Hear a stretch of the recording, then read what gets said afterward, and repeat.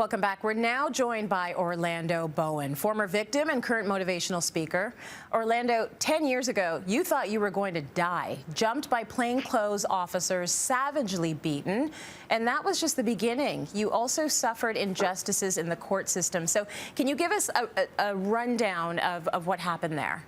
Well, I mean, it happened at a time where I was very active in community and serving and going into schools with police services to encourage young people to stand up for the right thing and to do what we could to make a difference, working with sick youth and homeless youth. And I was assaulted by two plainclothes officers. And again, I worked with amazing officers at the time and still do to this day.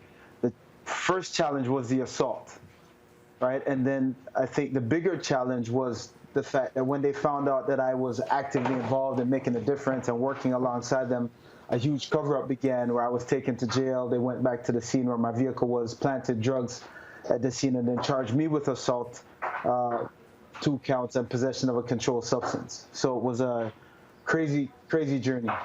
So we can't all, like you, make our message and eventually become motivational speakers. I'm not that compelling.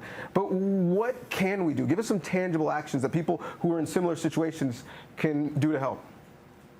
Well, I mean, it's a journey, and every situation is unique. Well, one of the things as we journeyed through the whole process, we were looking at, first we had to find representation, people who were lawyers who were willing to go up against the system.